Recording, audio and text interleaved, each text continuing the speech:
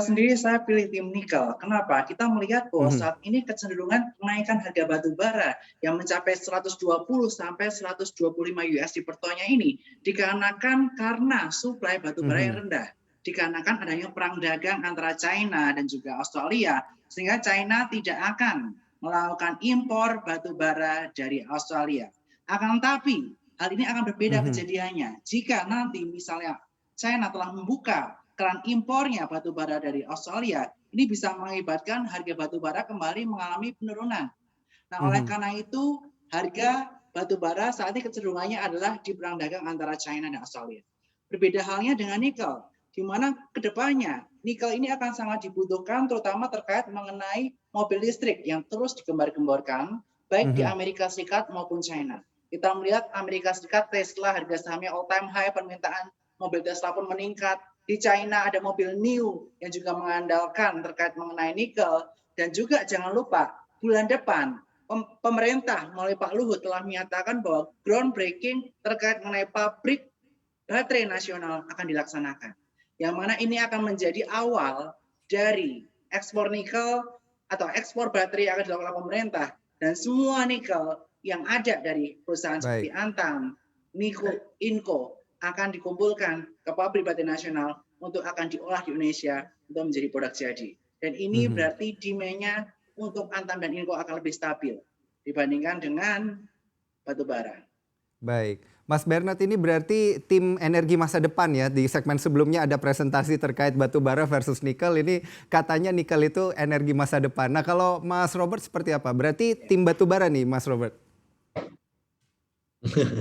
Iya sih, sebenarnya kalau kita ngelihat nikel kan memang diuntungkan dengan posisinya sebagai salah satu komponen, pembentuk baterai kendaraan kendaraan listrik dan juga power bank, listrik nantinya yang akan dipasang di rumah-rumah. Tapi, Mhm, ya kita juga ngelihat, batu bara ini kan sebenarnya masih menjadi salah satu, kontributor utama bagi bauran energi yang untuk, pembangkit listrik di Indonesia. Bukan hanya di Indonesia, mungkin di China juga masih, di Amerika juga masih.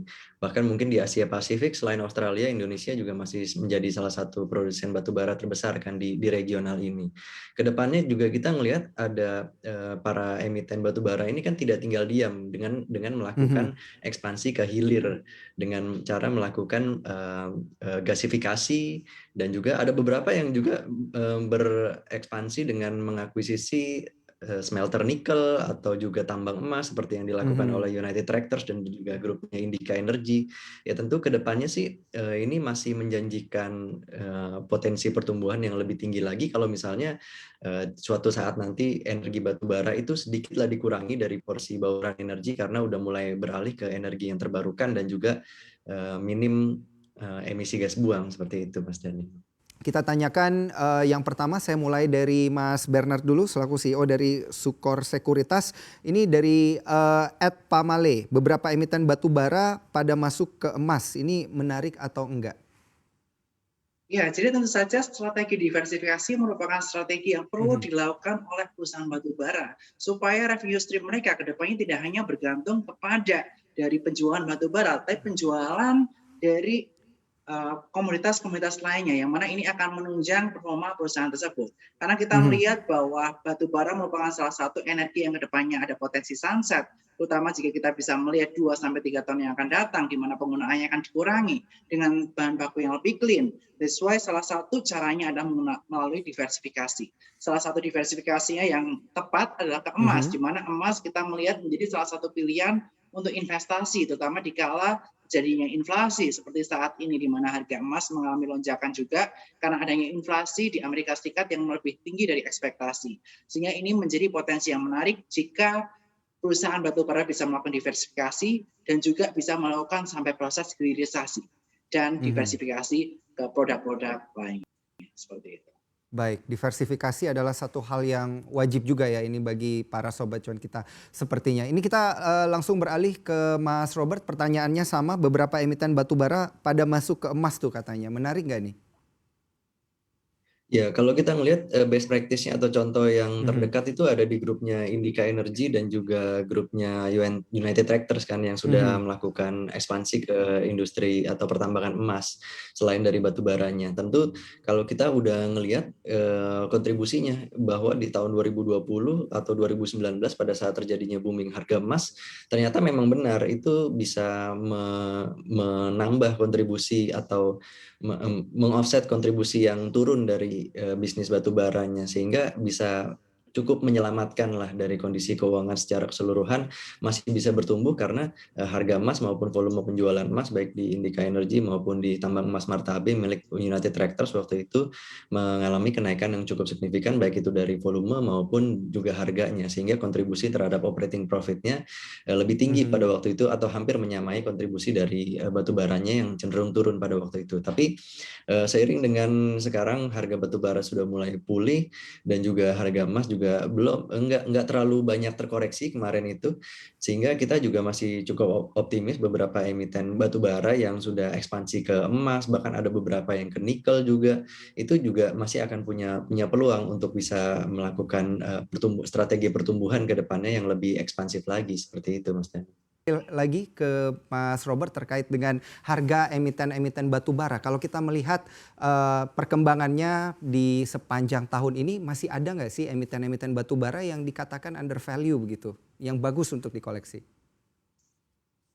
Ya masih karena kan kita ngelihat sebenarnya ada suatu pola divergensi gitu ya, divergence antara pergerakan harga batu bara Newcastle yang udah break high di level di atas $125 per ton dengan harga saham batu bara yang sekarang ini masih cenderung flat bahkan cenderung turun. Memang tidak lain juga sentimen negatifnya adalah beberapa fund manager skala global gitu ya seperti BlackRock itu Mhm, sudah mulai mengurangi porsi saham-saham atau emiten yang berhubungan dengan emisi gas buang yang lebih besar. Termasuk diantaranya adalah saham-saham pertambangan batu bara. Tapi ini sebenarnya masih menjadi salah satu pilihan bagi para trader domestik dan juga investor domestik, mhm, baik yang retail maupun institusi, karena di satu sisi masih banyak yang menawarkan dividen itu cukup signifikan. Bahkan ada yang investor yang beli hanya untuk memperoleh dividennya aja, seperti ITMG misalnya, bisa mhm. dividen yield-nya bisa di atas 7%, bahkan di atas 10%, karena bagi dividennya bisa 2 kali dalam setahun. Itu kalau misalnya mau cari dividen aja. Tapi kalau misalnya mau cari yang valuasi rendah pun, ya kita banyak ada Adaro itu valuasi masih di bawah 9, mungkin hanya di bawah 10 kali PE ratio aja.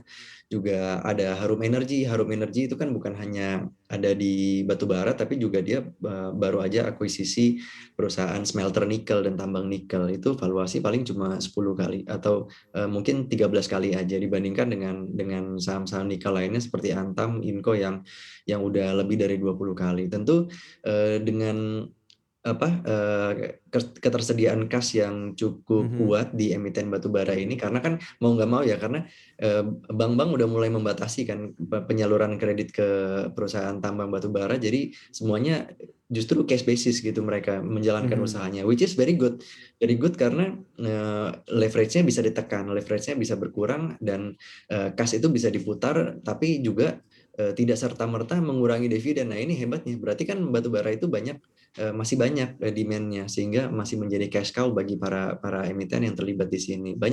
Masih banyak selain Adaro, PTBA juga masih bisa cukup layak karena valuasinya juga cukup murah dengan ditambah lagi rencana mereka untuk melakukan gasifikasi menjadi batubara menjadi dimethyl ether. Dimethyl ether ini mhm, nanti banyak lagi peruntukannya.